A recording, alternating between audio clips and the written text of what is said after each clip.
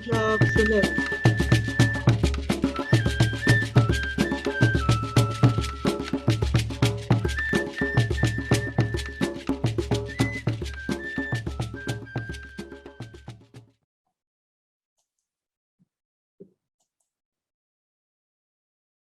Wake up! Do do do do do do. We need to wake up. Do do do do do. People, black people, don't you know that we need it so?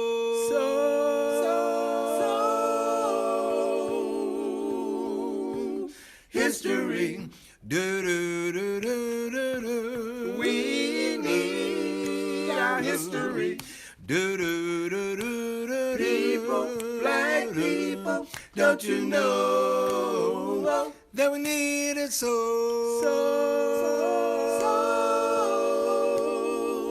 And ever since we were brought to this land, there has been a master plan to keep us knowing ourselves. So if you want to be free, please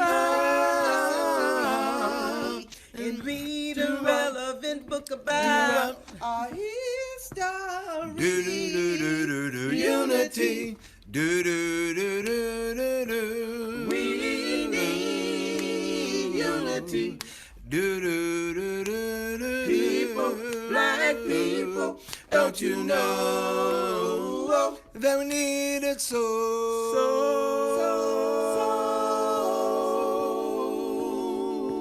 Wake up. Do do do do do do. Whoa, study your history Do do do do do do. so that we can build unity Do do do do do do. that will lead to victory, Do do do do do do. that will bring us true equality. Do do do do do. People, black people, don't you know that we need it so?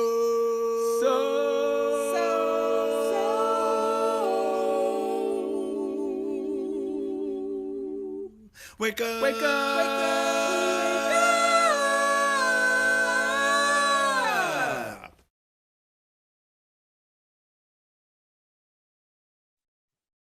Ashe. Thank you so much, Baba Jeff. Yes. Asante Sana, that was beautiful. Thank you, Sons of Fire. Thank you to everyone. Greetings to everyone on this soulful Sunday. Greetings to everyone under the sound of my voice on this soulful Sunday, this spiritual Sunday. We want to welcome you here to Wose Community Church. And first and foremost, I want to get out the housekeeping, get that out the way. So when you are logging on at the bottom of your screen and your with your picture, hopefully you have your name. If you do not have your name, hopefully you have your video camera on so we can know who you are. Security issues, plus, family issues. We want to be able to see you, your smiling face, your beautiful spirit. And so please make sure your name is at the bottom or your video is on. If neither one of those things are happening, somebody will get in contact with you and help you to get those things going. All right, so yes, I said welcome to Wose Community Church. And Wose Community Church is the community of the way. The way is Ma'at, truth, justice, and righteousness. We believe in the teachings of our ancestors and our elders that the Creator God created the universe and all life and has placed in each of us a part of the divine spirit. God living in us and through us has given us the right and the power to establish peace and justice in all human life and true harmony with all of creation. We believe in the living faith of our ancestors. Ashe. Next is our affirmation. And our affirmation is going to be given to us by Mama Fania and Sister Jalea. And then right after that, we are going to have a song from To Be New Cultural Gatherers. So right now, Mama Fania and Sister Jalea. Good morning. Abenrahotep Rose. Rose's community affirmation. We will know God's truth to be free and self-determined.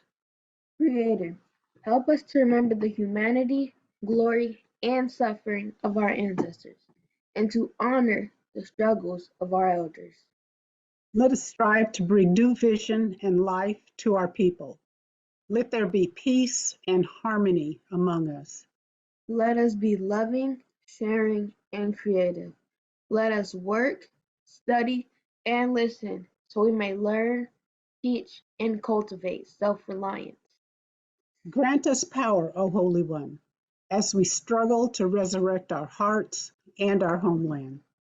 We will raise our children according to the needs of our nation, with discipline, patience, devotion, and courage. We will strive to bring to be the living models of the new direction of our people. We are an African people. We are children of God. Ashe. Ashe. Ashe. Ashe.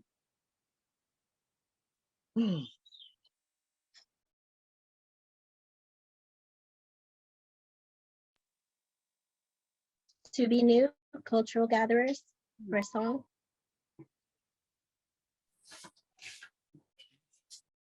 Greetings. Greetings, everyone. This is Brian B. Bowling. Yes, good morning, Rose. So good to be here this morning. I am Zakia, G.E.K. Part Bowling. And we are the To Be New Cultural Gatherers. We would like to give a tribute this afternoon for the great late musician that recently passed last week. If you haven't heard, Pharoah Sanders made his transition last week. He was 81 years old. His birthday was coming up on the 13th of October. He would have been 82, pardon me. And he was influenced by many musicians, particularly John Coltrane was one of his influencers. He was born in Little Rock, Arkansas, and came to New York in the early 60s. And when he arrived in New York, he joined up with the famous musician Sun Ra. And Sun Ra actually gave him the name Pharoah. His birth name was Pharrell Sanders. But Sun Ra changed his name to Pharoah Sanders. And he also had a great collaboration with the great vocalist Leon Thomas. Today, we would like to do a composition by Pharoah Sanders. And the name of the composition is You Gotta Think About the One Who Made Us All. My poem is entitled Music Flowed from Pharaoh's Soul.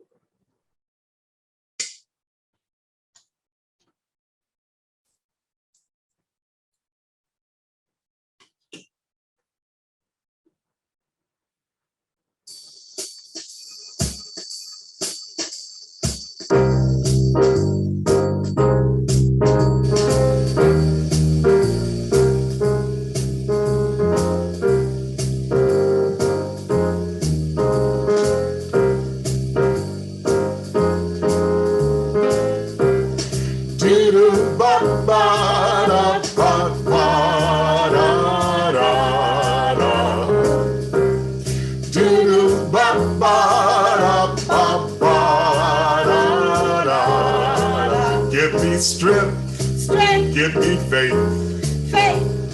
Think about the one who made us all. Think about the one who made us all. Think about the one who made us all. A new dream, a new scene. Think about the one who made us all. Think about the one who made us all. Think about the one who made us all. A new day, a new way. Think about the one who made us all. Think about the one who made us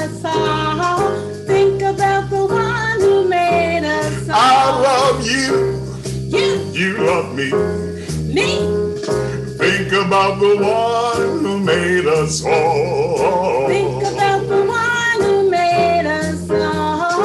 Think about the one who made us all. Our Creator made us all. On this new day, He gives us strength. On this new day, He brings us faith and love.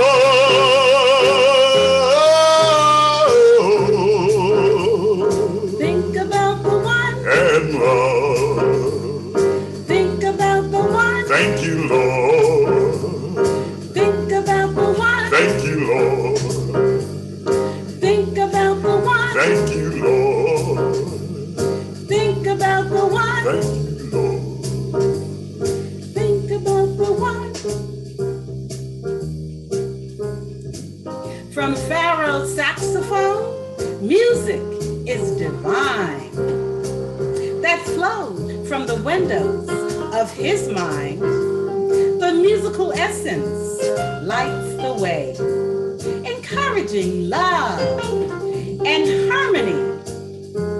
From Pharaoh's heart, spiritual love flowed to you.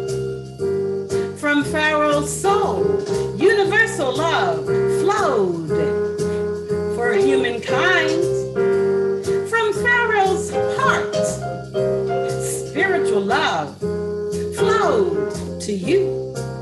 From his soul, universal love flowed for humankind.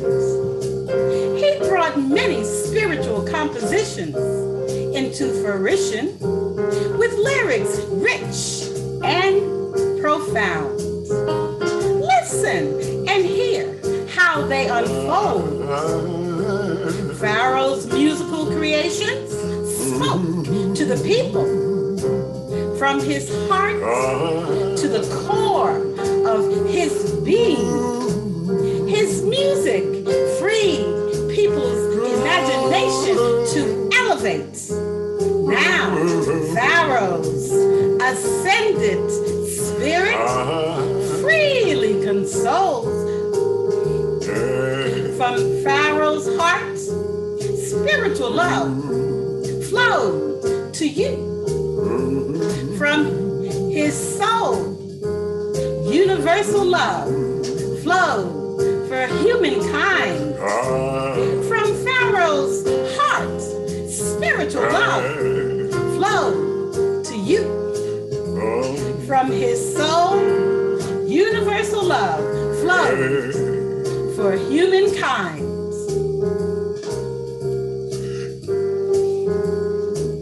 Give me strength, Strength, give me faith. faith, Think about the one who made us all. think about the one who made us all. Think about the one who made us all. I love you, You, you love me.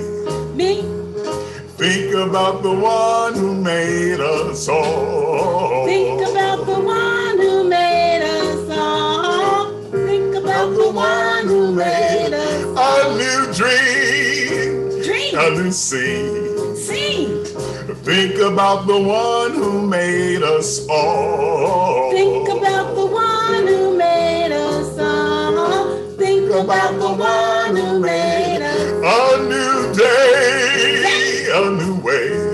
Wait, Think about the one who made us all. think about the one who made us all.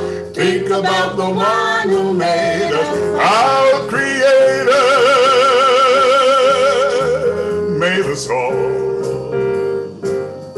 On this new day, He gives us strength.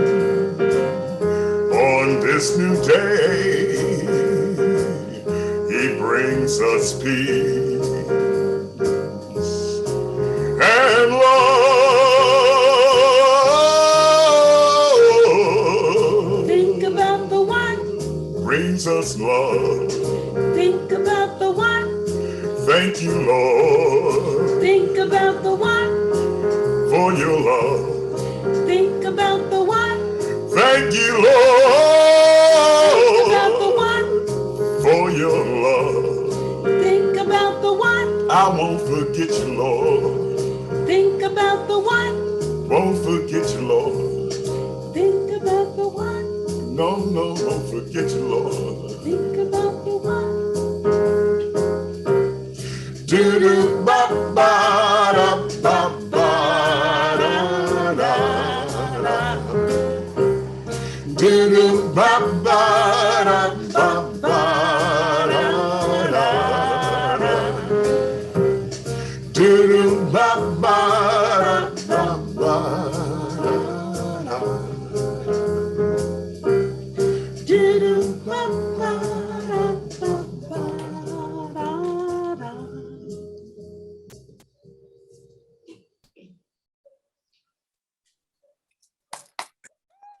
Ashe. Wonderful. Ashe. You Yes. brought it. Beautiful one. Yes. Yes. Yes. Ashe. Siwa, Asante, Sana, Manase, Pa, thank you so much. People New Cultural Gatherers. So much. I love all of the music. Okay, all of the To Be New Cultural Gatherers songs. Just awesome. So again, thank you so much for Mama Fania and Sister Jalea, who gave us the affirmation, and for To Be New Cultural Gatherers for that song. Next, we're going to have historical tribute by Brother Desmond. And then right after the historical tribute, we're going to come right back to Be New Cultural Gatherers for another song. I am so excited about this.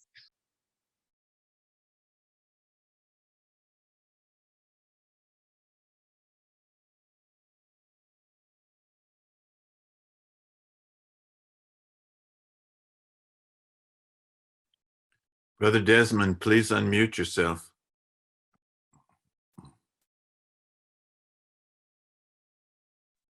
There we go. Grand Rising, Well Say family. Hope everyone's doing well.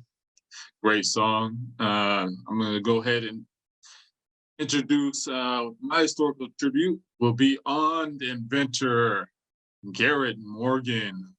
Hopefully some of you guys heard of him before. If you haven't, I'm just going to give a brief overview. There's so much to say on this brother. A great inventor. And so I chose to actually do a historical tribute on him. Let me go ahead and expand my screen.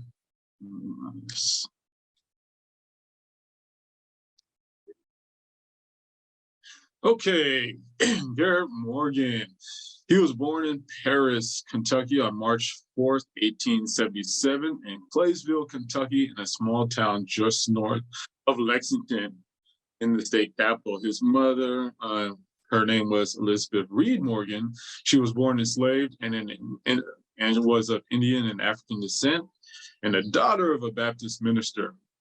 His father, Sidney, was formerly enslaved but freed in 1863, was the son of John Hunt Morgan, who was a Confederate colonel. Morgan's mixed-race heritage would play a part in his business dealings as an adult. During the time, they struggled to support their large family on earnings from their small farm. Garrett Morgan was the seventh of 11 children. Moving on. Garrett attended a school only through grade 5 and then sought to work. Due to little work around Claysville, he left home at the age of 14. He headed north for the nearest large city in Cincinnati, Ohio, where employment was plentiful. In 1894, Morgan moved to Cleveland with barely a cent to his name, looking for work with machinery. During that time, he slept in boxcars while he tried to scrape together some money sweeping floors in factories in his local neighborhood. Later, Garrett found many people willing to hire a Black laborer. He had talent for fixing broken items, and so he worked 4 years as a handyman doing odd jobs and repairs for wealthy white people. Moving on. Morgan found a few jobs, as a sewing machine adjuster with one of the company's name for Roots and McBride, clothing manufacturer. He enjoyed the challenge of fixing broken machines and fine-tuning them. Over the next decade, he found steady work fixing and adjusting sewing machines for several companies. Knowing his skills in high demand, Morgan went into business for himself in 1907. He began selling and sewing machines from his own shop. In 1908, he married and he became good at this. And so after he started his own shop in 1907, the next year in 1908, he married a Bavarian woman. Her name was Mary Ann Hasek, and they had 3 sons. He expanded his business into a tailoring shop that produced coats, suits, and dresses, later hiring 32 workers. He patented his first invention, sewing machine improvement, and sold it for only $50. During this time, Morgan began a hair refinery company, eventually using, that's the part. So during this time, when he was working with sewing machines, he was working on a special lubricant for the sewing machine needles. So the needles were moving so fast with the sewing machine, sometimes they will just burn through the clothes. So trying to create this lubricant for the needle, he actually got his hands all sticky and oily. He grabbed a special type of fur cloth.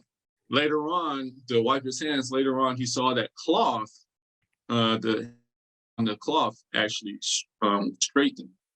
Well, this led him into his next invention. So he went and took, when he saw this, when he saw the oil on the cloth of the hair straightened, he took that same formula and applied it to one of his neighbor's co-workers' dogs, Airedale stated. And the Airedale's hair stood up straight. And then later on, he saw, hey, this worked on the dog. Let me try it on myself. And so he used that solution on his hair and created hair straightening cream. And as you can see, there's a picture of him right here with his hair kind of straightened. So moving on, J. Morgan started his hair refinery company eventually, and then he also eventually developed a hair dye and a curved tooth iron comb. Morgan bought his own house and sent for his mother to come live with him. Moving on, Morgan was one of the, I'm gonna skip this part. Morgan bought his own house and sent for his mother to come live with him. Moving on, leading us into his next invention, Morgan had a big company, now a good-sized company, and he was concerned about safety, fire safety. And he noticed that in 1911, there was a Triangle Shirtwaist Company fire in New York that killed 146 trapped workers.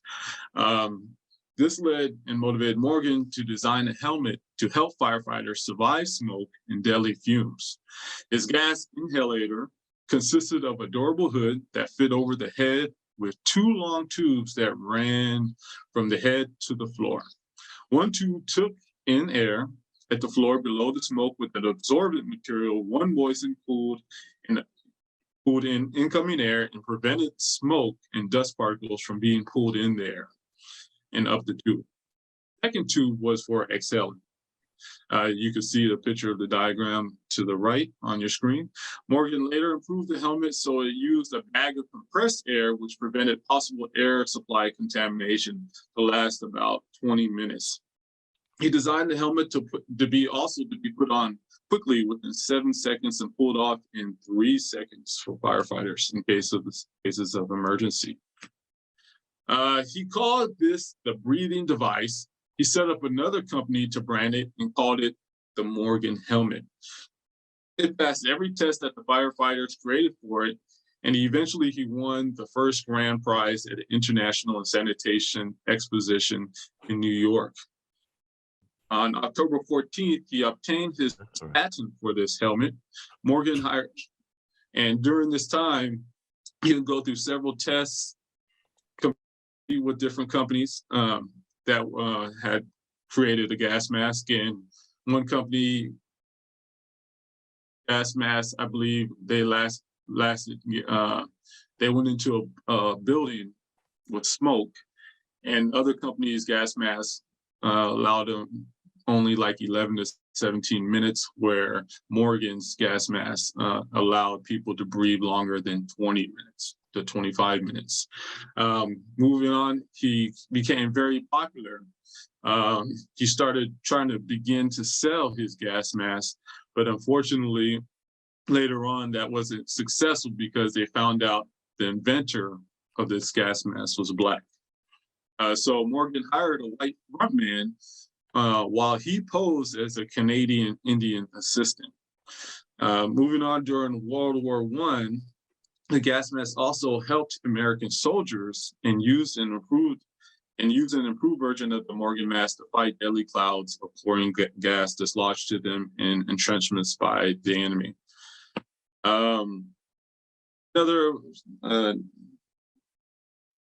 One of the things I wanted to also state was on July 24th, 1916, there was a catastrophic fire in Cleveland, by the Cleveland Waterworks Division in Lake Erie. Several members, about 246 people were, about 282 feet below the surface. A lot of people, I'll say about maybe 50 to 100 were trapped in the explosion. And during the explosion, these people were trapped. They sent in different rescue crews, and no one was able to save them with their current equipment. And then with this gas mask by Morgan, he was the third crew that went in. He was able to rescue the people that passed out from the toxic fumes and pull out individuals, and was able to save a lot of lives. And he became more popular after this. Moving on, the gas mask was not his only invention. He also created the traffic light. He was the first Black man in Cleveland, and this was brought up when he got his first car.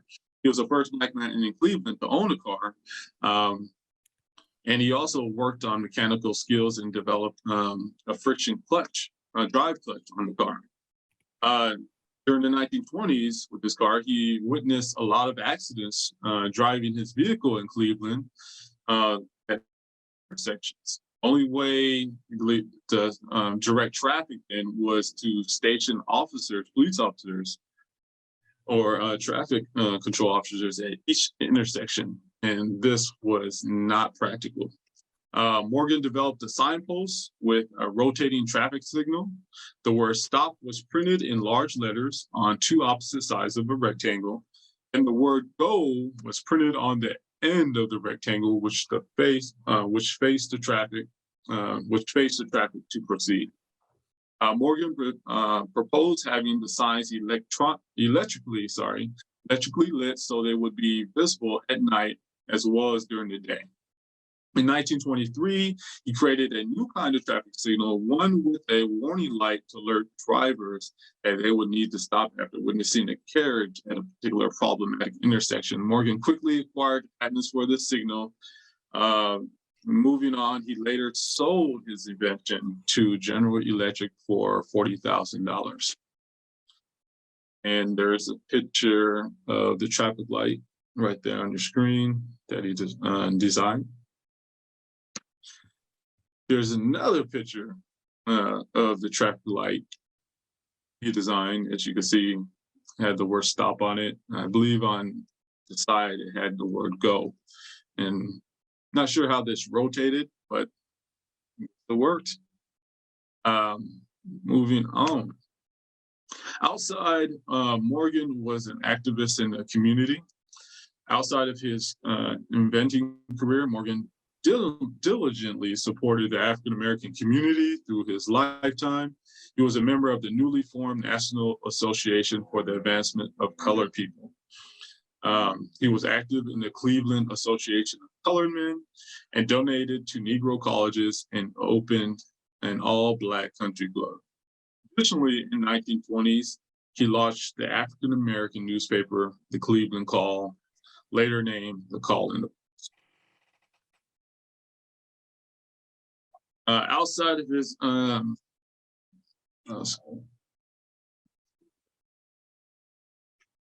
later on, Morgan began developing glaucoma in 1943 and lost most of his sight as a result. The accomplished inventor died in Oakland, Ohio on July 27, 1963, shortly before the huge celebration in Chicago honoring the 100th anniversary of the Emancipation of Proclamation Centennial, an event he had been waiting to attend, and he died 1 month short. This was one of the few goals he ever failed. Just before his death, Morgan was honored by the U.S. government for his traffic signal invention, and he was eventually restored to his place in history as a hero of the Lake Erie rescue. Moving on and concluding, Morgan improved and saved countless lives worldwide, including those of firefighters, soldiers, and vehicle operators.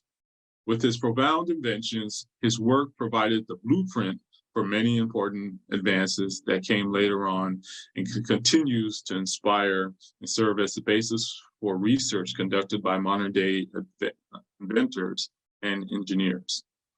And so today I give honor and homage to Garrett Morgan, one of our prominent inventors in history.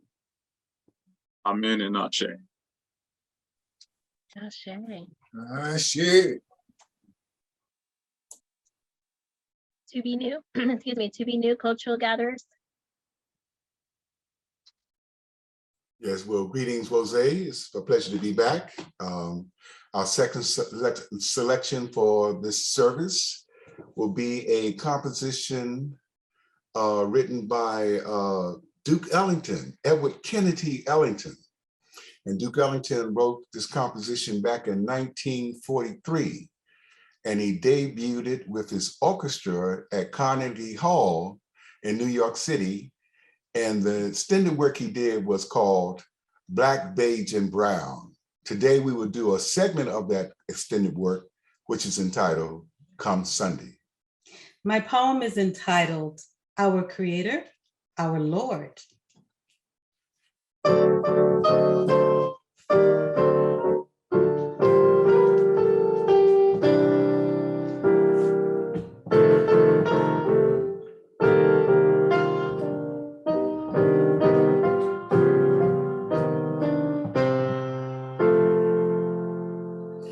Lord, dear Lord, above, God Almighty, God of love, please look down and see my people through.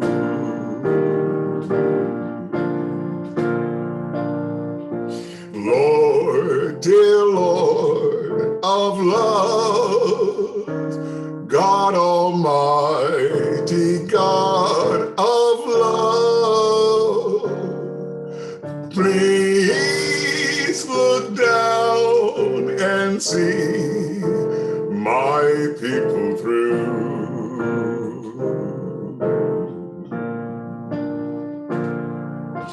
I believe God put the sun and moon up in the sky. I don't mind the gray clouds, 'cause they're clouds just drifting by. Up from dawn to sunset, we work hard all day long. Come Sunday, oh come Sunday, that's the day.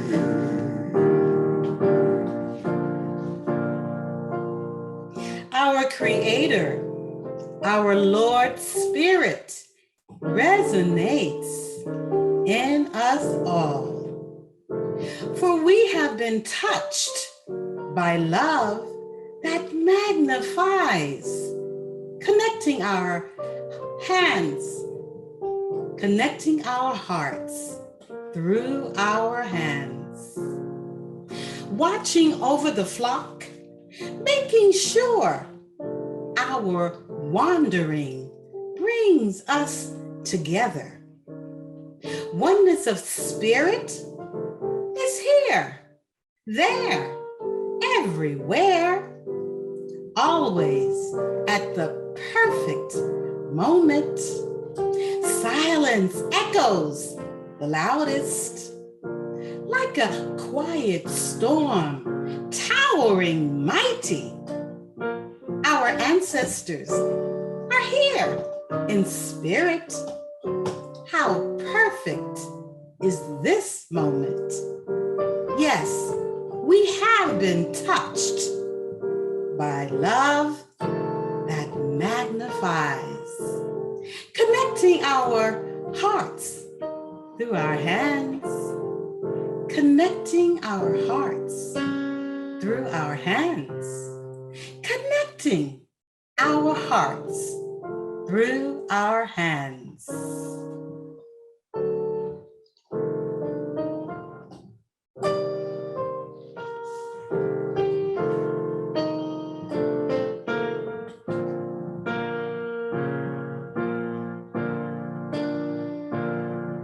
Lord, dear Lord of love, God Almighty, God above, please look down and see my people through.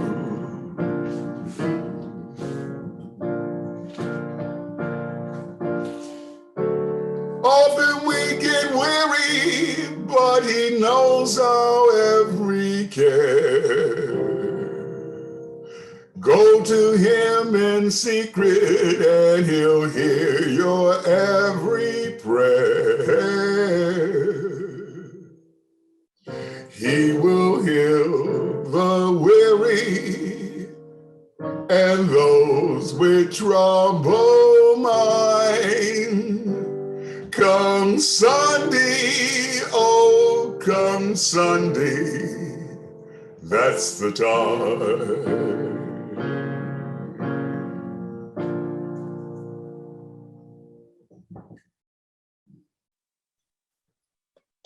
Ashe. Ashe. Beautiful, beautiful. Thank you. Yes. Thank you. You're welcome. Yes, thank you to Be New Cultural Gatherers, and thank you so much, Asante Sana, to Brother Desmond for that awesome historical tribute. I'm sure we all learned a little bit more about Garrett Morgan. So next, we're going to have our Litany of Sacrifice and Prayer by Mama Michelle and Baba Damani. And then after that, the next voice you will hear will be Minister Imhotep, and he will be introducing our speaker for today. So we are at Mama Michelle and Baba Damani. Greetings, everyone. Aunt Uja Sanel, peace, prosperity, and health. Nice to see the Wose family together. Okay, on the it's time for our litany of sacrifice. Pay our bills and make sure our respective churches remain financial sovereign. I like to call this section of our service Ujima. We get to practice collective work and responsibility to make sure our institutions stay sovereign. Anyway, litany of sacrifice. Save us, O Holy One, by your name. Vindicate us by your might. Hear my prayer, divine protector. Listen to the words of my mouth. How can we repay the Holy One for the gifts that have been given to us? We will lift up the cup of salvation and call upon the God of our ancestors. We will fill our vows to our Creator in the presence of all our people. Gladly we bring our sacrifices to you. We praise your name, O Amen Ra, for it is good. Umoja, unity. We should strive to maintain unity in family, in the family, community, nation, and race. Kuji Chagalia, self-determination. we shall define, name, create, and speak for ourselves. Ujima, collective work and responsibility. We should build and maintain our communities together. Our brothers and sisters' problems shall be ours to solve together. Ujamaa, cooperative economics. Together we shall build and maintain our own businesses and together profit from them. Nia, purpose. We shall make our collective vocation the building and developing of our community and the restoration of our people to our traditional greatness. Kuumba, creativity. We shall do as much as we can in any way we can to leave our community more beautiful and beneficial than when we inherited it. Imani, faith. We will believe with all our hearts in our God, our people. And in the righteousness and victory of our struggle. Ashe. Ashe. May we please bow our heads in prayer. O Mother, Father, God, she who is of the Most High, the maker of all that is and shall be, the giver of all our needs, the knower of what is beyond truth. Hear our prayers, O Lord, for we have pledged to give our resources, the sharing of our positive thought, friendship, possessions, earnings from our hard-fought labor. We sacrifice to you. But this light, our prayer light now, is bright for those who give monetarily. This giving helps the Zoom cameras stay on, allows us back into places where we can gather and congregate, gives our ministers the tools and access to the teachings necessary to bring to our people. Please keep blessing us, Amen-Ra. Please give us the ability to sacrifice. We understand that sacrifice and giving are bound like the sides of a coin and necessary for our well-being. For how can our church, our community, be strong without giving to that same church, to that same power of Amen-Ra? Our church is our umbrella from Isfet. Our church holds the scholars whose feet we sit at. Our church is the place to give because it gives so much to us. Keep us strong, O Lord. Let our actions show the truth of our words. Allow us to plan the ways to give and understand sacrifice must come so that we can move forward for truth, justice, forward for harmony, right order, balance, pride, propriety. Forward for our way of life, Wose's way of life, God's way of life, the way of Ma'at. Bless you all for the coin that you have given. Amen. Ashe. Amen-Ra. And on the screen is the ways you can donate, mailing addresses and the web addresses. Anyway. Thank you.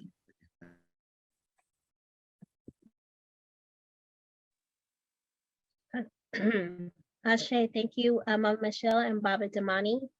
So next, Minister Imhotep to introduce our speaker today. I'm very happy to have he's my Saba.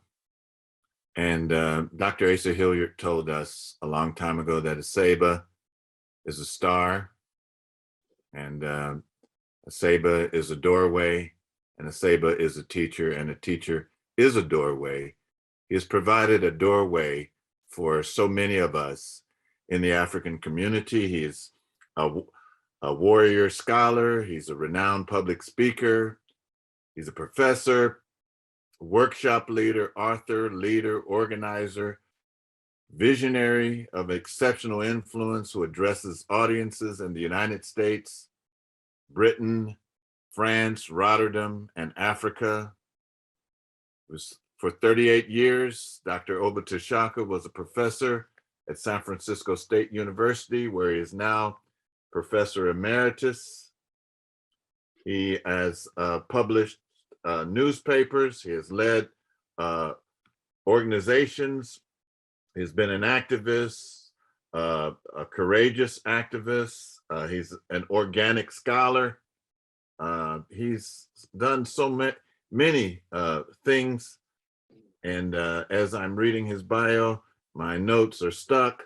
The thing won't move anymore. I'm very sorry. I had so much to say about him. I just want to say that Dr. Oba Tashaka, oh, here it is. It's moving now. All right. So look at this. He's marched with Dr. King in Selma in 1965. He's addressed people at the Million Man March in 1995. He has written 5 books: The Integration Trap, The Generation Gap, The Art of Leadership, Volume 1, Return to the African Mother Principle of Male and Female Equality, Political Legacy of Malcolm X, and The Art of Leadership. Dr. Oba Tashaka is a rare blend of master scholar, master warrior, and charismatic speaker whose many years of organization and scholarship has provided a rich body of experience for writing and teaching and public speaking, and master organizer. Sisters and brothers, I want to introduce a friend, a teacher to the African community in the diaspora, Dr. Oba Tashaka. OTEP, Rose members, how you all doing? You see next to me the prize and joy of my life, Pamela Shirley Tashaka, who is associated with Bose, and yesterday was out working for the election of Greg Hodge as mayor of Oakland. So I want to just say, Pam, my love. And by the way, part of my organizing work involved going to the United Kingdom in 2005 to address the anniversary of the 5th Pan-African Congress. And I chaired the political committee to the 6th Pan-African Congress in Tanzania in 1974. And so I would stay in the homes of different people throughout the United Kingdom. And the last home I stayed in was a lady sitting next to me. So that's also a sign that there's rewards in life when you do work for our people. So this morning, first of all, I want to say to Minister Imhotep, I'm really proud of you. He's one of my students in the 70s, and he's gone on to be consistent in practicing Ma'at and having a lovely wife and raising a family. And I'm really proud of you, as well as the work of Wose. Many times, as I chaired Black Studies at San Francisco State, when we brought in speakers such as Ivan Van Sertima, who wrote the classic work, They Came Before Columbus, John Henry Clark, who I apprenticed under, and Asa Hilliard, who was my buddy. They had a condition. When they spoke at state, they had to speak in the community. And generally the place that I'd bring them was Wose Community Church. And I remember on one occasion when we had Ivan Van Sertima out, we were driving to Wose, and I asked him, what was the secret to the beauty of his work? They Came Before Columbus, because it reads like a novel. And he said, I wrote history like a novel. And so I say that to say that the work I'm finishing now, my 6th and 7th books on SEVA, which is a replacement system for teaching, the method I'm using is Ivan Van Sertima's. I'm telling a story. So I got that in part by taking him to Wose, the way. So my presentation this morning is entitled Piping into God's Mind. This is not going to be your normal intellectual discussion, where I'm going to be quoting from a lot of books, because the book I'm going to be drawing from is a mind of God, who the Dogons call Amma, and who the Kemites call Amun, who the Yorubas call Olodumare, who goes by many names, but all the same. So this is going to be a discussion of the process for thinking God's thoughts or piping into God's mind. And by that, I mean, we all are of God. So God is a part of all of us. God is a light within all of us, which on one level is the soul. On another level is the Ka, which is your destiny, your life path. The Ba, which is the bird with wings with the head of a human being, which is the capacity of the human being to go to the future or the past. And that's all part of the powers of God that lie within each of us. And so in speaking to piping into God's mind, I want to speak from the standpoint of a life experience and the life experience of other African people who in the process of this were able to do what we all do, or many of us, especially Africans, but most human beings, having access to the Creator through our dreams, through our intuition, through our experience of the higher mind that resides within each of us. We know that we are best when we listen to the voice within. And if the voice within tells us not to do something and we do it, we always regret it. And then we say, I wish I hadn't done that. Isn't that true? I know that when the FBI had denied me a job in Marin County, I had just led the San Francisco Freedom Movement for 5 years, and my community felt that I needed a job. I had just got married. It was in 1969. And so Ray Richardson saw that I got a job. And then when it came for the superintendent to see that that continued, I didn't have a teaching credential, so they're going to give me a provisional teaching credential. The FBI filed a 17-page report. That's called COINTELPRO, Counterintelligence Program. One of the aims of that was to prevent radicals or militants from getting jobs. The other one was from breathing. And 3 times they tried to take my life. So I'm driving to Sacramento because I fight and we usually win, and I could win this one because the FBI was saying that they're going to deny me this work because I had been arrested 18 times, 2 times in the South, the rest in the San Francisco Freedom Movement. So I'm going to hire an attorney, an NAACP attorney, and I knew I'd win this case because these were all misdemeanors. But my spirit said, don't. I'm halfway to Sacramento. So I turn around and come back. 3 years later, the same mother in the Black community, Ray Richardson, and another sister named Nansisi Kayu, were running Black studies indirectly at San Francisco State, and they got me a job at San Francisco State. So I didn't know why the Spirit was telling me not to fight, because I could have won. But the Spirit knew more than I knew. They knew that I could teach at the elementary, junior high, high school level, but that wasn't really the place for me. My message was different, and they knew there was something else for me. I didn't know that. And then when I get at San Francisco State, the FBI is again trying to deny me tenure, and Dr. Asa Hilliard was head of my committee and helped me get tenure. So what I'm saying is, in speaking to piping into God's mind, we all have the mind of God, which is part of the essence of God within us. But when I speak of piping into God's mind, I'm not just speaking of the normal intuitive experience we have, which is extremely important. And if we disconnect from that, then we're going to disconnect from the wisdom that guides us, particularly in times of crisis or in times in which we're uncertain and we need direction.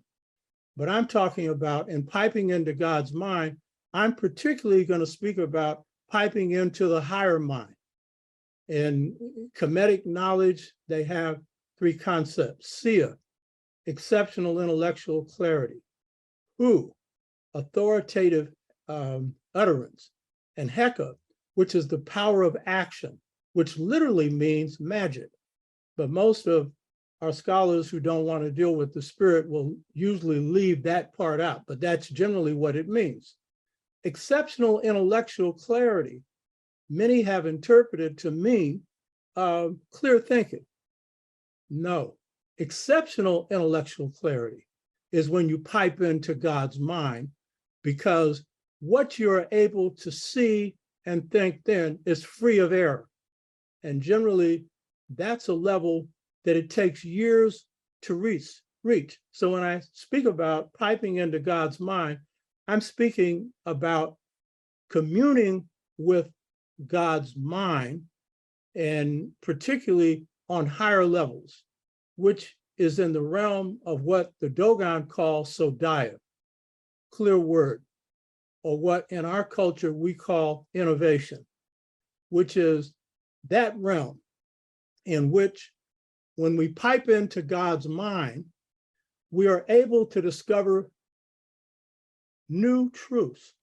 These are truths already there, but not seen before. And this is a universal experience for those at this level, the level of what in this culture is called innovation, which only 2% of any people in any realm reach, 2%. So when Einstein has a dream and Einstein is on a sled going at the speed of light, that dream, along with intuition, gave him the theory of relativity. If we look at George Washington Carver was able to pipe into God's mind through communing with plants, because everything God creates has intelligence. And as a result, was able to come up with more breakthroughs in science than any other scientist in the 20th century, making him the greatest scientist of the 20th century, perhaps the 21st as well, because he combined technical knowledge, which every scientist in every field would have, his in botany and many other fields, Einstein's in quantum physics. But what he was able to do was come up with breakthroughs in so many different areas that helped to advance life and improve life on this earth. So Einstein. And when we look at John Coltrane, who was referred to as one of the influences on Pharoah Sanders, John Coltrane, after undergoing an experience of alcoholism and drug addiction, when he comes off of it, what he's able to do is then pipe into God's mind, in this case, through a dream. And he heard a sound. And that sound was a music that he said sounded like heaven. And that heavenly sound was the basis for a love supreme. John Coltrane, an ordinary musician for most of his life, but who put in 14 hours of work on his music for years, went from ordinary to extraordinary. And so piping into God's mind is the realm of creativity. That realm of creativity is generally blocked through Western education. And so we have a crisis today, and this is the crisis we have to deal with now. Chancellor Williams correctly dealt with the issue of miseducation of the Negro. He said, taught the same philosophy, history, psychology of the European, our mind has been put on control. And so then during the era of segregation, if you're under the control of your oppressor, you don't have to be told to go to the back seat. You will go without being told. So that is the issue we have been dealing with up to now, which is an important issue and one that we need to continue, because many of our people are still what I call on remote control. Automatic pilot, double O soul, remote control Negroes.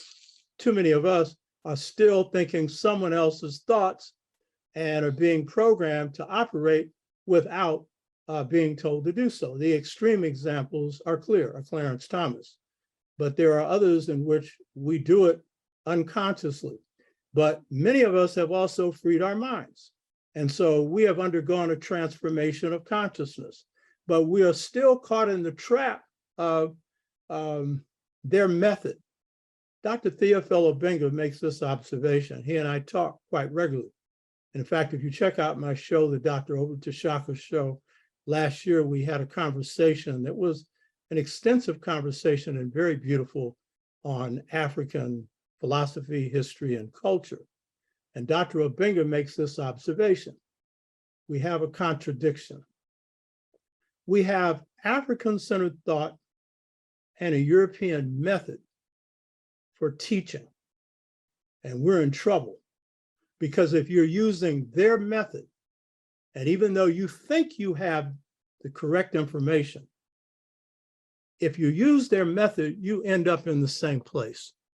You'll find yourself ending up in the same place. How?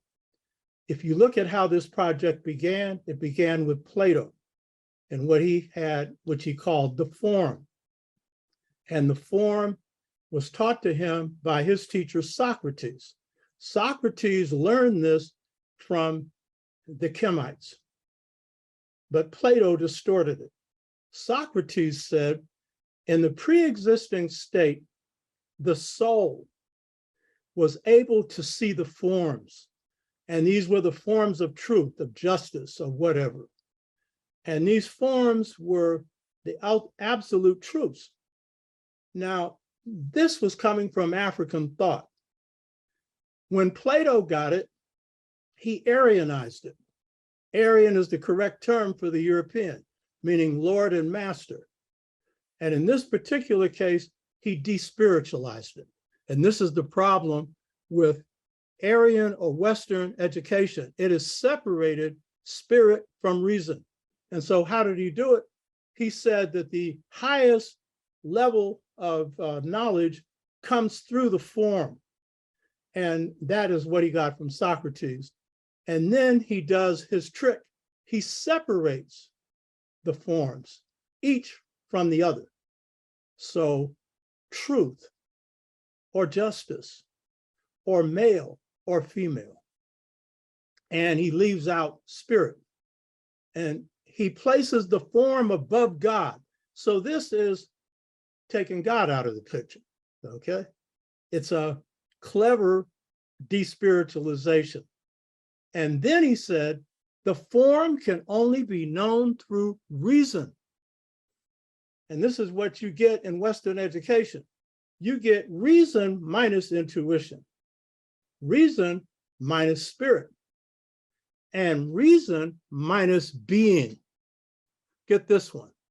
Because basically, when you're caught into the European or Aryan intellectual trap, knowing is separate from being. So in African-centered thought, if we're going to reconcile this and bring the teachings of Ma'at, for example, in line with how it should actually operate, then it is not simply teaching that it is harmony, truth, justice, right order, which it is. That's important to teach. But how do you teach it? You teach it by teaching that to know the truth, you must be the truth. Being is knowledge, and being the truth requires a transformation of mind, body, and spirit. It requires a sculpting of the person so that they are in line with their soul. So the Aryan approach would be, when they talked about philosophy, their philosophers would say, and Socrates would say this, a philosopher is one who loves the truth. Now, that's true up to a point. Yes, definitely. That's true. And if you really know the ultimate truth, that's God.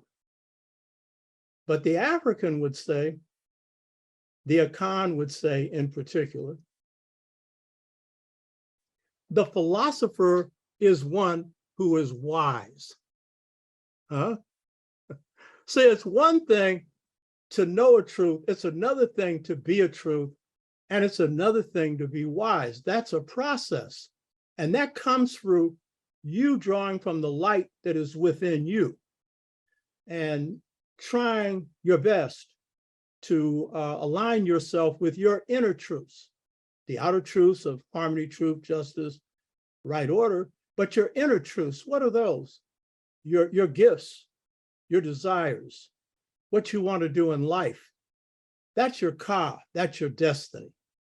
And so in applying this to myself, Imhotep met me at San Francisco State in the 70s, and I taught a number of classes, the most important of which was African philosophy. And for maybe 20 years, it was the philosophy of the Dogon. And it was taught through this book, Conversations with Ogo Temmeli. This is a little book, it's a couple of 100 pages long. This man here is a master of 3 degrees of knowledge, Ogo Temmeli, who had become blind and who became a master teacher who the Dogon from different parts of Mali would come to converse with and learn from. And this book, Conversations with Ogo Temmeli, was a conversation of 30 days on the Jiriso, Beniso, Boloso, the 3 degrees, Jiriso, forward knowledge, Beniso, sideward knowledge, and Boloso, knowledge from behind, or the backward, W-O-R-D. And so for a good 20 years, when I taught African philosophy, I taught it through Ogo Temmeli. And this is a method that's used in Africa by not teaching it. Because you see, in African teaching methods, it's the same that John Coltrane learned to master music. They learned it under masters, and it was through a discovery process. And so as the master imparts through example and through teaching, but largely through example, this was John Henry Clarke's experience with Arthur Schoenberg, who was his first master. I interviewed John the last 8 months of his life. He's one of the 6 masters that I have in the book on Seva. This is a replacement system for this system that's got us in trouble. Because what it does is, by taking us out of God's mind and thinking God's thoughts, it imprisons us in a method that is despiritualized. And it is a method that is mechanical. And there's nothing wrong with reason. You need reason. You need common sense. You shouldn't do anything that doesn't make sense. But to restrict the mind solely to reason is to deprive it of its most beautiful experience, which is the experience of drawing on the totality of knowledge, a part of which we can draw from if we're fortunate enough, if God allows us to have an experience where we can think God's thoughts to the point that we can do breakthrough thinking, where we can come up with new innovations to improve the planet. So in teaching Conversations with Ogo Temmeli, this was part of my transformative process, being involved in the Black liberation movement, leading the only successful Black freedom, Black power movement, the San Francisco Freedom Movement.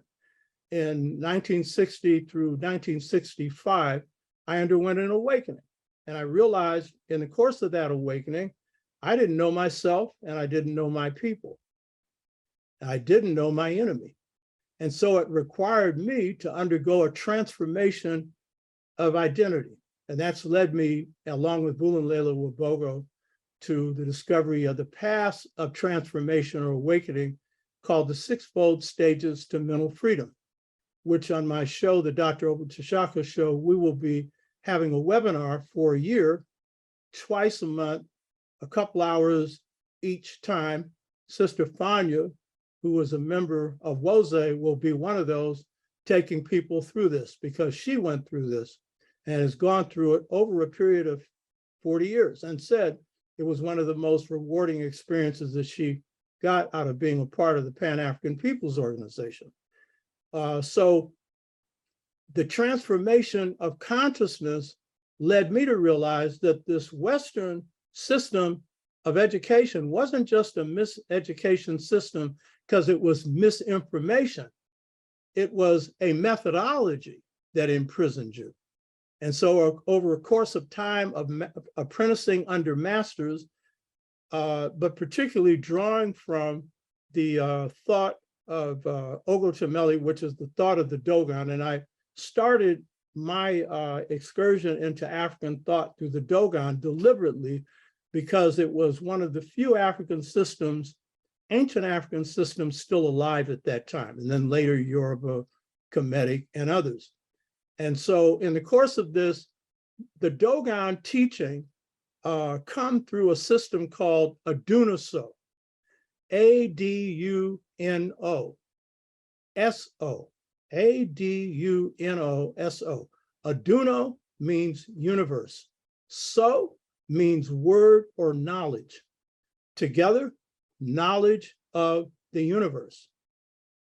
So their teachings come through signs or tables of signs that are called the Adunoso because they don't write. It's drawn in the sand. But it is the words of God. And you should note that all of these African systems have this great power. Dr. Wade Nobles and myself, we're into Ifa, the Yoruba system. And one of the great things about Ifa is its divination system, that it's able to see into the future and into the past. We both have the same Babalawo, or father of mysteries, which is the same term used for priest in ancient Kemet. And he's a great diviner. And so he is, through his system, is drawing from piping into God's mind to see into the future, in this case, your future. And he's given me so many accurate readings that it's funny, you know? And I know that Dr. Nobles has had the same experience. In fact, I can say I'm alive because of his readings, because he saw some things coming to me that if I didn't correct it, I wouldn't be here. So Adunoso are signs that Europeans like to call symbols, but they're really more profound than that. It's the thought of Amma, or the thought of God. So piping into God's mind in the African system is through a system, in this particular case, of symbols. And so Imhotep, when he took my class on African philosophy, we taught by not teaching because you had to interpret those symbols yourself, the Adunoso. And you had to see what it meant to you, to apply it to you. And so for me, that was an over 30-year process of realigning myself with the cosmos, because that's basically when you pipe into God's mind is a totality of everything, and we'll never get even a small part of that. Einstein thought he was going to get it. No human's going to get it. But within Adunoso, the signs are a miniature of the universe, something that the forms of Plato broke with. And so every sign is like we are. We're a miniature universe in the larger universe. If you want to understand God, just look at how God works within you. And astrology is the best system for that. And we've been spookified by that. We've been told that this is devil's work, that this is superstition. And so astronomy is okay. But how do you apply it to yourself? Astrology is based on astronomy. And astrology was discovered by the Kemites, you know? And the Kemites said, for based on a person's time, date, and year of birth, they could tell the course of a person's life, and they could even predict their death. Now, no one in the West knows how to do that. And if I did, I wouldn't want to know.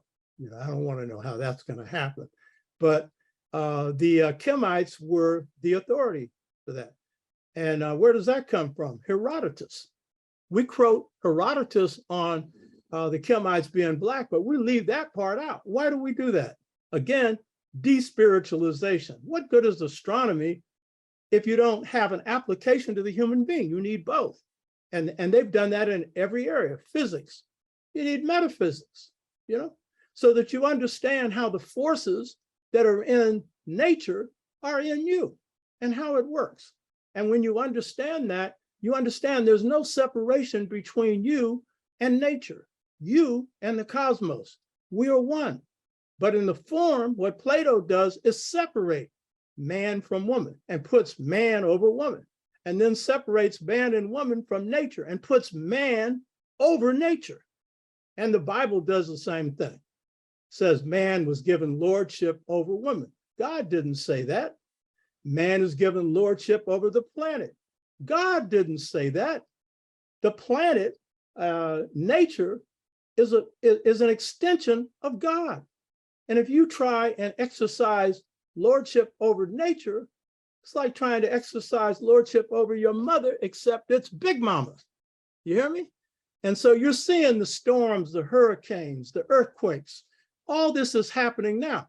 Jacob Carruthers, one of my master teachers, a brother that I love deeply, one of the two best people on ancient Kemet in the world, him and Dr. Theophilo Benga. Dr. Theophilo Benga holds that title now on his own. He described Western science as a mad science, not because science is bad, but the philosophy of science that is about control. Francis Bacon, who's the author of empirical science, nothing wrong with a part of his approach, which is to observe nature. But for what purpose? To control nature. And then he said, to create a new nature. And that's what you're seeing now with, these seeds that aren't really seeds, modified. So that once you put them in the ground, you can no longer plant a normal seed. That's a new nature. Who in the heck would want to do that except someone that's going against nature? So if we're going to free our minds, what we have to do is work on the internal cultivation of ourselves, to clear our mirrors, to polish our mirrors, to try and purify them as much as possible so that we can be open to God's light. But it's only those that aspire to it, because it's only those that want to be the best in whatever they do. I've talked to musicians who have told me, and they're great musicians, they've told me, I've never aspired to be the greatest, because if you get up there, then there are going to be other people who are going to be on your case. You know what I mean? And I don't knock that. So that's your choice. But they were masters. They were improvisers. They have a new sound within an existing school. But if you aspire to be the very best, then, and you've got questions to advance humanity, then that's when piping into God's mind can happen, if you've done the hard work. Some of us do less hard work than others because God gives some of us more gifts. In the case of music, Charlie Parker, as Dizzy Gillespie said, was given gifts. He didn't have to do a lot of work. Didn't take him long, and he was blowing every other saxophone player away. In fact, after they threw a cymbal at him when he was playing in Kansas City, a cymbal indicating that his music was sounding bad, he went into the Ozarks and brought Prez, one of the great, Lester Young, one of the great saxophone players' music, and slowed it down so he could hear exactly how he played. And when he came back with that alto saxophone, he blew all the saxophone players away. So you had musicians throwing their saxophones in the river.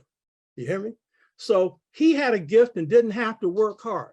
But Coltrane had to work hard. I've had to work hard. Anyone that's normally gifted, you got to put out the work.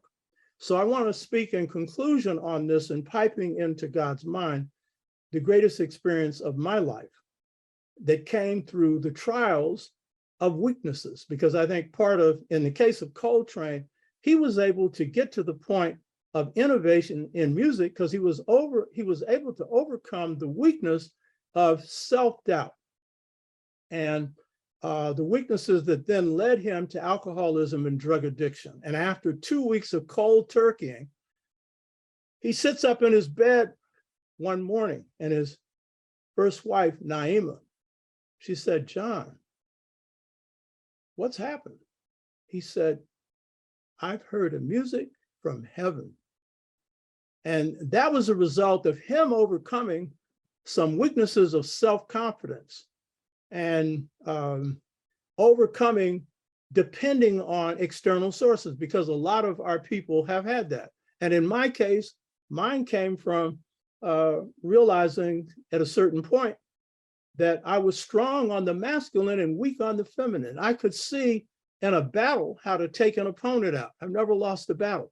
But when it came to seeing things right in front of me that I should have been able to see, I couldn't see it. And I understood that was because I was weak on the feminine side.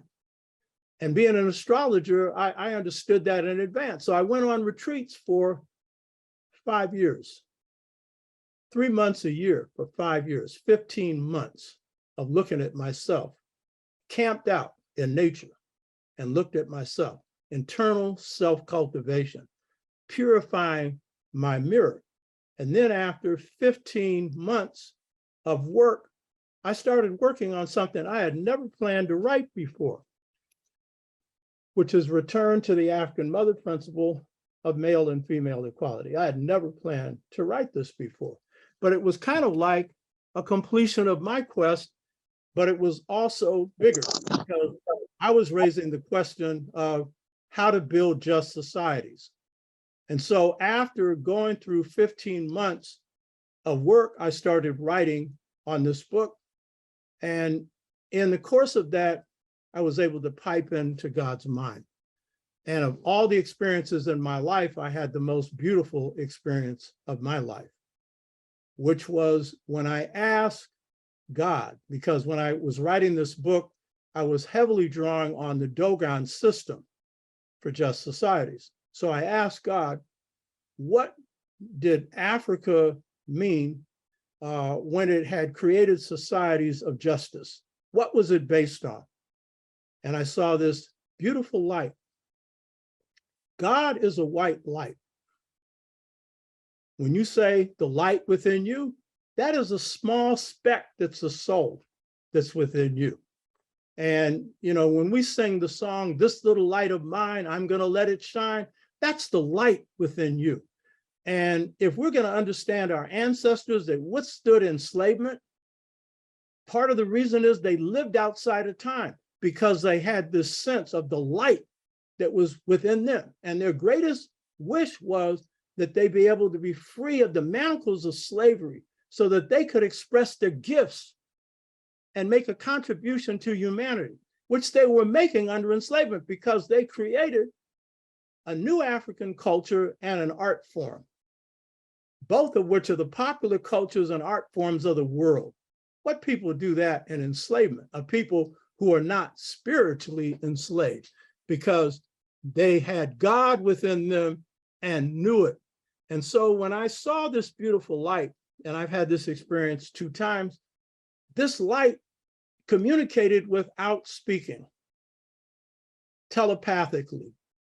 When I talked to my Babalawo, he said that's the way the old spirits used to communicate with us. And that's a direct communication because God's a light. When I say God's a light, in my show, the Dr. Obert Tshaka show, I refer to a great Lakota holy man. His name is Fool's Crow. Fool's Crow is a great healer. And at times when he needed help, he would be in the place where the Native Americans go, the sweat lodge, and God would call on him. And his spirit would leave his body. That's called astral projection, where your spirit flies to another place. And his would leave for 2 or 3 days. Most people have this experience called astral projection. I know some of you that are listening to this do, and that's usually in sleep. And it's usually for a few seconds because heaven's outside of space and time. You can learn a lot in milliseconds in heaven that would take you years to learn on earth. But he would commune with God for days and other spirits, and he would go to the highest heaven. There are many heavens. The highest heaven is the heaven of the light. And what did he see? He was asked, what did God look like? He said, God's a great white light. And then he said, Mother Earth is a great green light. He said, the heavens, that is, the sky, is a great blue light. And he communed with them, but especially with God. And so this light that I experience, which all of you have within you, is this light of God. And so in the question of what was the basis of just societies of Africa, and this is what a lot of people don't get when they read the mother principle, over and over again, they'll see the same thing repeated. And they'll say, oh, this is a thesis. That would be a Western idea. That would be a logical point that someone is making that may or may not be true. A hypothesis, a guess. No, this is a vision. And so the light without speaking said, the just societies of Africa were those where all the males and females were equally empowered to govern every phase of society. That is a reflection of God's mind, which is a totality of knowledge. And in this particular case, a totality of truth within a particular realm. So in a Dunaso, knowledge of the world or of the universe, each part is a whole. And so within each part of the Adunaso so-called symbol is within anything is everything. So within you is a whole stellar system. You're a miniature star. And in fact, Seba means bringing the light that is within out. One of the ways you change the system of teaching from the Western system to your own that frees you is instead of basing education on just depositing stuff in people, you bring out what is within. You hear what I'm saying? You open the door of the person's light. That's what the book on Seba, one of the things that it's dealing with. So I'm concluding by saying that piping into God's mind is the highest level of education, the highest level of knowledge. We only get a part of it. And it's dependent upon what your path in life is, because each of us are here for different purposes. But those that aspire to that, that's what it's based on. And why does God open God's mind up to us? Only when we're doing good, only when we want to share for the advancement of humanity. That's why George Washington Carver was the greatest scientist. He didn't care about material things. He just cared about people, his own people first, and then humanity after that. You understand? And he didn't do anything to produce harm for humanity. So piping into God's mind is your best educational experience. That university is inside of you. You hear me? That universe, understand? It's inside of you. It comes through your mother and father who you picked in heaven. You're on a divine course that you chose. It's a question of what you do with it. Hotep. Ooh, I say.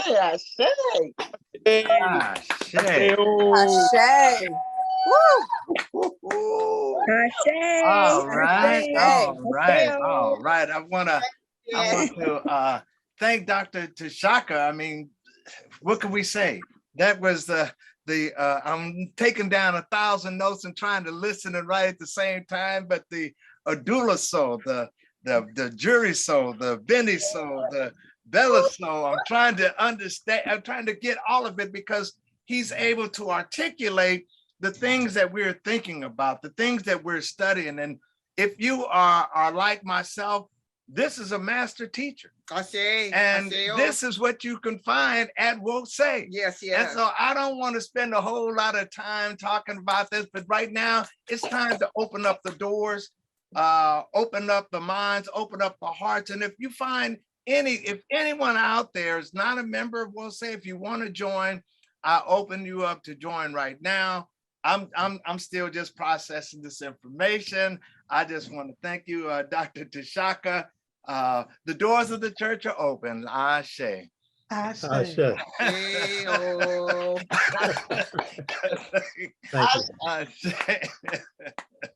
Yes. Let me also say I enjoyed Dr. Tashaka having lunch with your lovely wife yesterday. She told you we had a treat of a time after going out to do some door knocking for Baba Greg. Baba Greg. Ashe. Thank you. Right on. And we love both of you. And brother, you're lucky to have a lady like Back this. at you, Sir. no Know doubt. that? You do know that, don't you? Huh? Uh-huh. And by the way, I just want to say, Connie did magnificent work in seeing that, you know, her brother was able to walk freely on this earth. That was magnificent work that you did. You knew who to pick. You knew how to put it together. Not too many brothers have a sister like that, and not too many sisters have a brother like that. And they should appreciate you. You hear me? No, I have good friends that made me look real good. They did a lot, and community, we'll say community came out to support, and I am a, you know, as I was saying yesterday to the people we met and didn't say yesterday about Baba Greg, he's a communitarian. I'm a communitarian. Sydney is a communitarian. We're here in the community doing the work that needs to be done and thankful to do it. So yes, thank you. Ashe, amen. Ashe. Ashe. I still have my book that I bought in like I guess 1990 with your but from your assignment. Inside is the note of the final that you gave on 10:45 to 1:20. And I think I got an A in your class. Ashe.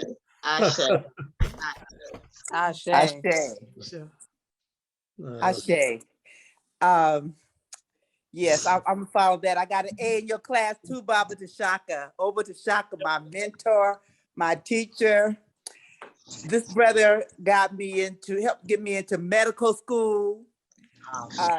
He was always so phenomenal, such an inspiring leader. He taught me so much. I love him dearly.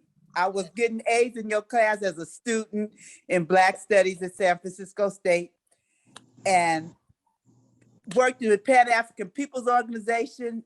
Just such an uplifting scholar. I appreciated this session today.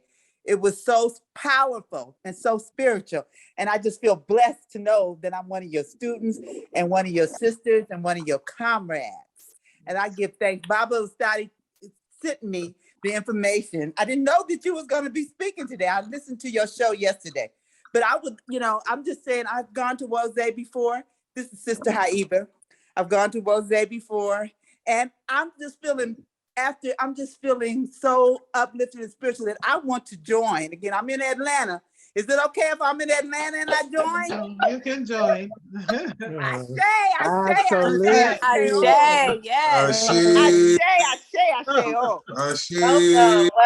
Welcome. Ashe. Jose is phenomenal. I remember how phenomenal welcome. And it still is. No. I saw you there. I said, "Hi, Eva."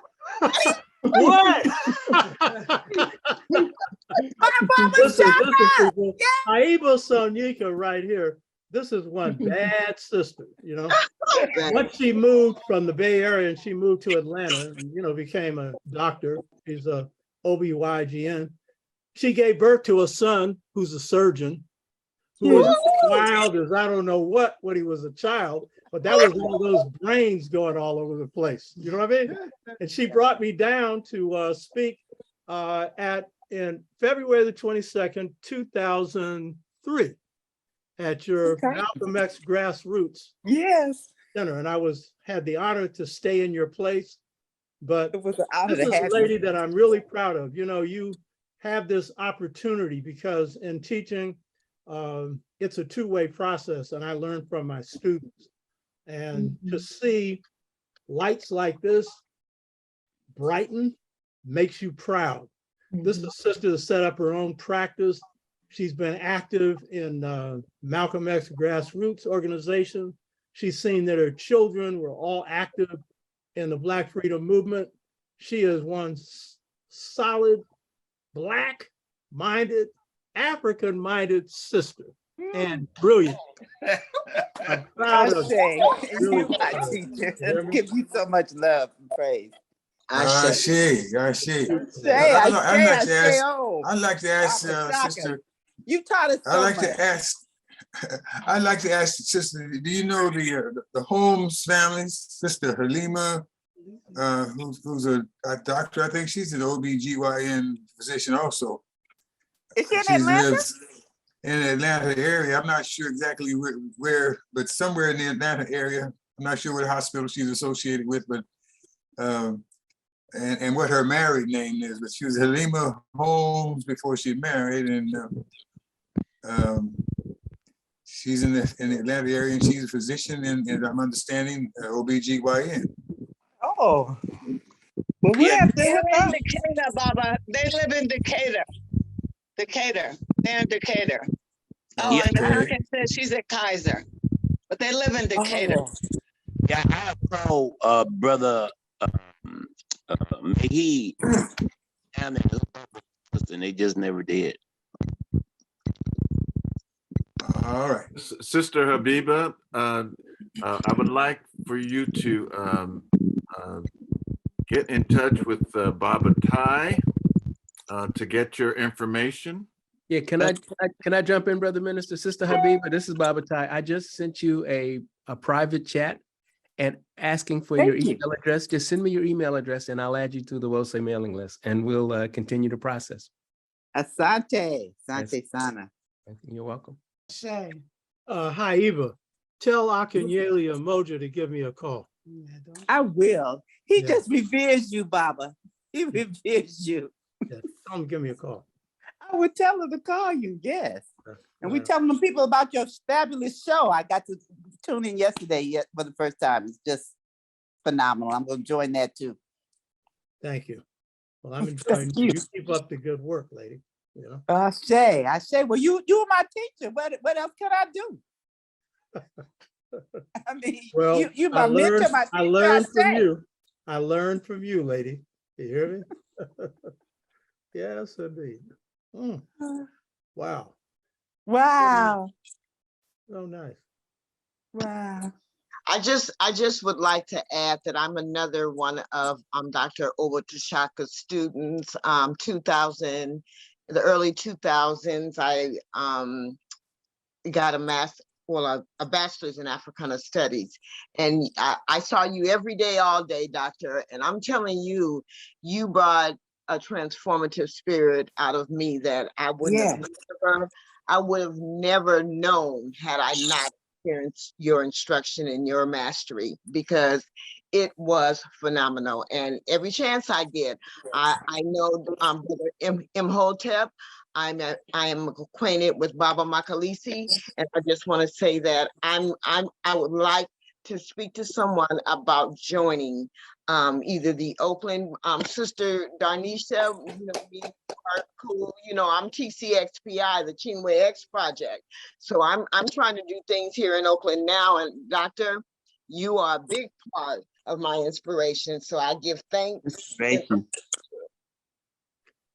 me say something. Let me say something here.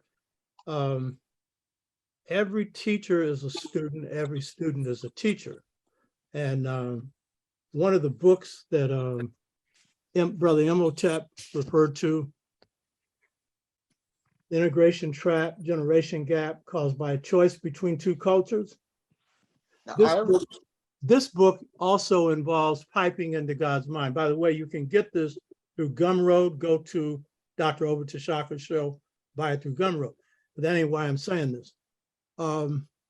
This comes again through the teacher learning from the student.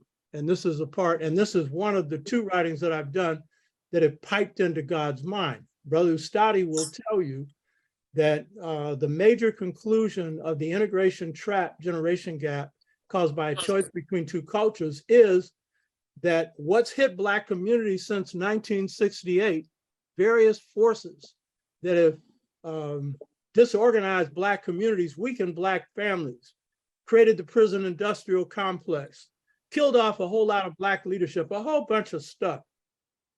This comes from God. These words are piping into God's mind. When I'm asking, so I had a class at State in the 80s, and a young student, probably no more than 18, asked me, if our culture is so strong, why does it have so many holes in it now? And I gave her an answer, and then I came home and realized I didn't have the answer. And I went back and apologized for giving the wrong answer. I didn't feel bad about that. I made a mistake. What I felt bad about was not knowing the answer. You know what I mean? And so I'm sitting in my study one night, actually first, before TV, it was in Richmond, California, and James Baldwin came on, and Baldwin, absolutely brilliant. This was a statement he made that was recorded, and he was dead by the time I heard it. He said, since the late 60s, powerful hostile forces have hit the Black community that we were not prepared for. That clicked. That gave me half the answer, okay? Because I didn't have the answer because I was coming out of these movements, and I'm still organizing in PAPO, different things, Pan-African People's Organization, but I'm able to see the trees, but I'm not able to get the forest in perspective, So I'm sitting in my study one night feeling humble. And it was the same thing with the light that came that led me to this vision of the just society. And again, I see this light. This time it's a smaller light because the question I'm asking about just society is a big question. And by the way, that formula I gave you, that's the key to you transforming your families, your communities, this nation, and the world. That formula for just societies. Because humanity lived under that formula for nearly 200,000 years. See, that isn't just some abstract formula. All the males and females being equally empowered to govern every phase of society, that's the Twa. And the Twa existed in that state for at least 120 to 130,000 years. You hear me? We don't study the Twa. By the way, one of my innovations in history is I brought the Twa in as the foundation. Go look at my shows and look at the series I've done on the Twa and look at the Anu. I study pre-dynastic Kemet. I know the dynastic stuff, but why is it we don't study pre-dynastic? That's where all the creativity occurred. All the philosophy, the language, the spiritual system, all of it was constructed in pre-dynastic Kemet, but we don't study it. And guess who founded that? The Anu, Twa, agrarian Twa. Asar, who was he? Anu. This picture right here, that's an Anu person. This is the oldest proof that the dynastic system, the pharaonic system of Kemet came from Africa. And when Obenga and Sheikh Anta Diop made their argument at UNESCO, that was their strongest argument, right there. They didn't care that they were Anu. They just was proving that they were Black. That's all they cared about. And I had Obenga translate this for me because I didn't trust Petrie's translation. He's supposedly an authority on so-called pre-dynastic Kemet, and Obenga corrected it and pointed out that this little guy here is a great one. His left foot is forward. That means he's royalty. He's got the staff of authority. That means elder. That also means Meru Necher. The staff of authority is speech. And he's come to worship the Pharaoh. On the upper side there, you'll see 3 vertical registers. That's the name of the founders of Kemet. It means great ones, great ones. And they're called Anu. And where did they get that name from? Ani, Asar. He was the first pharaoh of the great ones. And he's come to worship the god, which you see an animal with 2 ears. That's not Horus, that's Set, because in pre-dynastic Kemet, and pre-dynastic is not a correct term, because they had dynasties in ancient Kemet. I've retitled this. I'm not going to tell you what I've retitled it. That's a part of the new historiography. But I'm telling you, pre-dynastic might be behind. They founded this thing. And so what this thing here is showing you is the foundation for your civilization. But in terms of the point that was made by the great writer on the powerful forces that hit our communities since '68,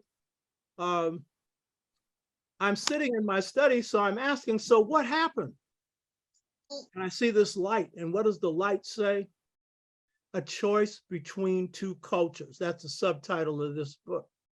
It's saying that the forces that hit our community, deindustrialization, that took jobs away, that did more to break up Black families than anything, because from 1865 to 1968, 75% of our families were two-parent households.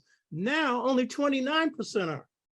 The Black family's taken a greater hit between 68 and now than between 1619 and 1968.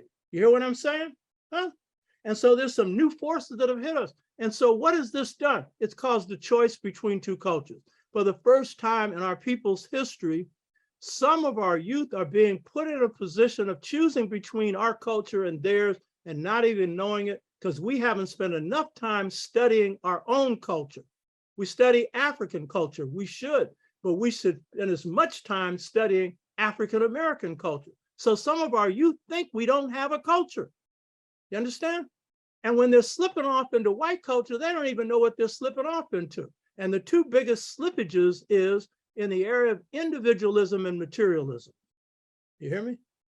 Those are the biggest breaks that the youth will tell you that a sector of their generation has taken. But that generation is also waking up. Black Lives Matter, which some of us conscious people put down. You shouldn't. It put Trump out of the White House. He should be ready for the jailhouse. If anyone had courage to stick his fat behind in jail, that's exactly where he needs to go. So there's an awakening among the youth, the 20 years and younger. Their eyes are opening up. That's why I'm doing the show. Our main viewing audience is young people, 20 to 40. The largest group is 20 to 30 all over the world. You hear me? That's why I'm doing it. I mean, if I was just talking to my folks, I'm talking to the choir. I'm not into that. I'm not a good singer anyway. But I'm not going to be playing to the choir. The choir don't need me. You know what I mean? It's these younger people because they're the ones going to pick it up. And then the elders who got the wisdom who come in and bring something into it. So I say that to say this. That book is a product of me learning from my students. You hear me? They showed me I didn't have an answer. And then when I went digging for it, I got the second biggest answer of my life. The first one is the vision for just societies. The second one is, what's the problem? The nature of the problem that affects our community. It's not just here, but it's around the world. And when you pipe into God's mind, God gives you the whole of a particular answer. So in anything is everything. So it gave both the problem and the solution. The problem is, so you've been put in a position of choosing between two cultures. The solution is anything you deal with, whether it's economic empowerment, self-defense, rebuilding families, rebuilding communities, culture better be at the center of it. You hear me? That's where your strength is. So again, teaching is learning, and I've learned a lot from my students. Thank you. Ashe. Thank you. Good to see you, Baba. Dr. Baba Shaka and Mama Pam. Love you, love you, love you. Thank you. Thank you. That was a beautiful experience. I felt like it was like when you watch the movie and then the credits roll and so many people leave out. And then there's a whole nother scene that happens that's so exciting. So that was that other teaching that you just gave. That was so exciting. Thank you. So now we're going to have, and thank you all for letting me be a host today. We are going to have Mr. Makalisi come with Lift Every Voice and Sing, and then we're going to close out with Minister Imhotep. If I can just jump in for 1 minute, Minister Alicia. Just Sure. this is Baba Tai. I want to make say two quick things. One is, Sister Habiba, I didn't get your email address, so would you please send it to me so we can do a follow-up? I sent you a private chat. And the second thing is, we are going to have a meeting immediately after the end of the service tonight, so that we in Oakland, we in Mose Oakland can make nominations for our upcoming COE elections. Thank you. Also, did we not Sister Chinway and Sister Cornelia say she wanted to join WOSE? I sent a note to Baba Tai. Yeah, I got her email address. Yes, yes, you did. You did. You did, Baba. Okay, thank you. Give thanks.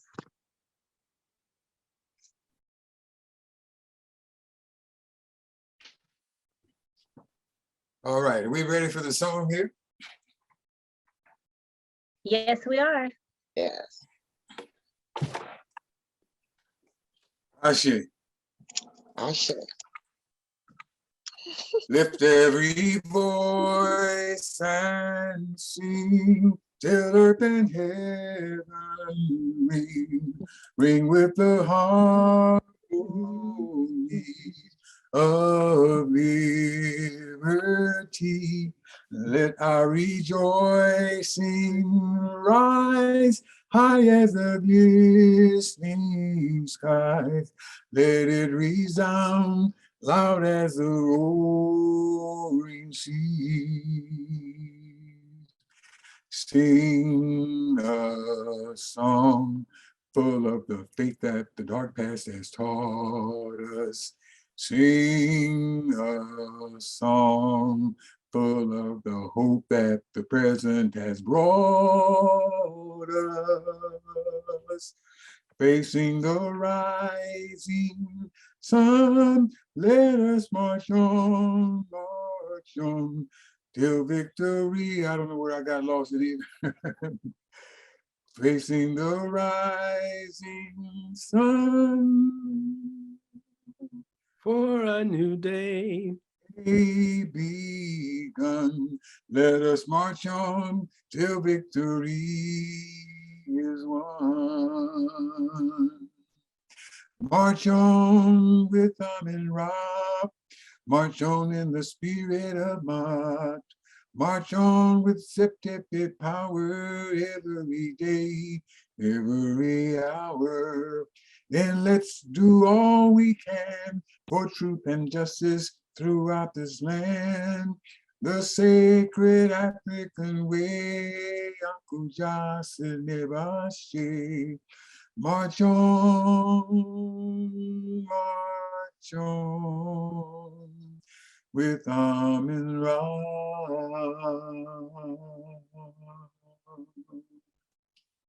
Ashe, Ashe. As well as I know this song, how did I get lost in it? Oh my goodness. I heard somebody say the other day that the closer you get to the Most High, the closer the devil tries to get to you. So I guess that was one of those tricks. Help me, Holy One. You were full of so much else. Ashe, Baba. So it didn't have room for some of them words. Let us conclude, sisters and brothers, and now unto them who is able to lift us up faultlessly before the throne on high. May they empower us to be a people with one aim, one aim, one vision, one vision, one faith, one destiny, one destiny, one love, one love, one heart, one God. One God. Let us call upon the name of that one God, as our ancestors and elders have done for countless generations, for time immemorial. Let us all say together, Amen.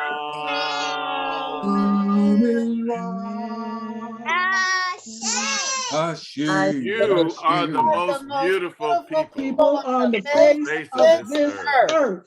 Ashe. Yes. Ashe.